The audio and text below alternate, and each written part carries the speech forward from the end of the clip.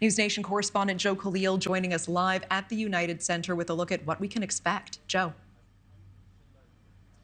So what we can expect, Natasha, is that Kamala Harris and Tim Walz are going to continue to try to ride this wave of momentum, this boost that they've gotten in enthusiasm, which is very real. You look just a couple of weeks ago at this point, and the polling was not good for Democrats. In fact, they were behind in nearly every single battleground state. That is all but erased. But take a look at this poll, which I think tells the story of the enthusiasm here. When Joe Biden and Donald Trump were running against each other, Democratic enthusiasm, how strongly they support their candidate and their ticket, that number was at 34%. Now, today, that same number, a few weeks later, 62% of Democratic voters say they are strongly enthusiastic about this ticket. So that is the story as we head into Chicago in this convention. And they're going to start off very quickly getting a run tomorrow night. The very first night, you're going to have the keynote speaker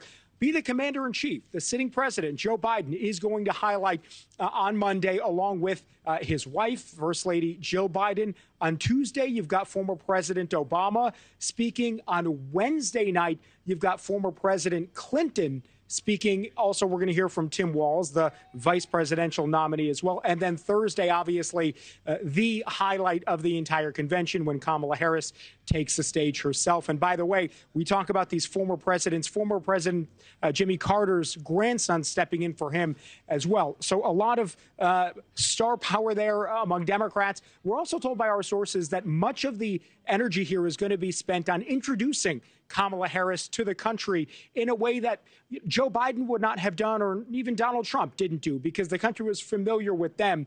As vice president, she's very famous, but maybe not well known enough. So there's going to be a lot of attention paid to her story and her biography and how that ties into their campaign themes, Natasha. Yeah, a lot of recognizable faces there. And Joe, I understand that you actually have some new information down in the last hour or so on what we can expect specifically from President Biden tomorrow. A lot of speculation. What can you tell us? Yeah, about what he's going to say, especially because he is the person who stepped aside ultimately under pressure from the very people who are going to be in the audience as he delivers that speech. We talked to someone who is a very close source, very close to President Biden, just within the last hour. They tell us that his speech is going to incorporate a lot of the accomplishments of the Biden administration, but it's also going to be forward-looking and a large focus on why Kamala Harris is the right person to meet this moment. Remember, he ultimately decided to make her his vice president. So that is going to be a central focus as well. We asked whether President Biden was going to address the fact that he made the decision to step down.